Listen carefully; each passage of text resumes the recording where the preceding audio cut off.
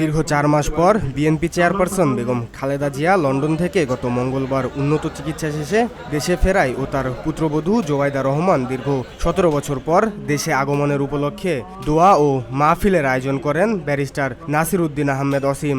আজ শনিবার ধানমন্ডির 1 নম্বরে তার নিজের বাসায় এই দোয়া ও মাহফিলের আয়োজন করা হয়।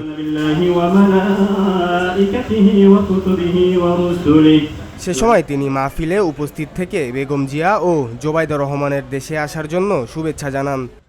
আমরা শুকরিয়া জানাই আমাদের অনেক প্রিয় একজন মানুষ, একজন সমাজসেবী, এই ধানমন্ডির মেয়ে,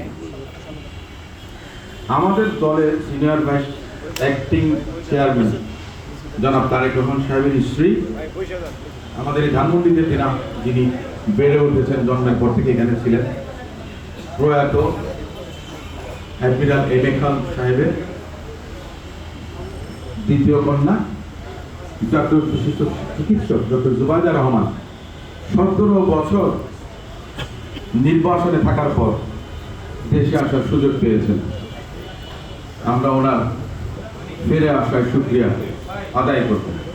এছাড়া তিনি বেগম জিয়া ও তারেক রহমানের স্ত্রী ডাক্তার জোবাইদা রহমানের মা সৈয়দা মান্দ বানুর সুস্থতা কামনা করেন এবং তাদের বিরুদ্ধে করা ষড়যন্ত্রের তীব্র নিন্দা জানান। আমরা আজকে দোয়া করব ডক্টর জোবাইদা রহমানের মাতা অসম্ভব ভালো একজন মানুষ, ওনার মতো মানুষ খুব কম হয়। ওনার সার্বক্ষণিক সুস্থতা এবং দীর্ঘ নেক হায়াত আমরা কামনা করি। সে সময় দোয়া মাহফিলে আরও উপস্থিত থাকেন ডাক্তার জোবাইদা রহমানের বড় বোনের স্বামী ব্যারিস্টার মেহনাজ। শাহরিয়ার জামিল নূর, ভিওডি বাংলা, ঢাকা। আমরা একসঙ্গে করতে পারিনি, সেজন্য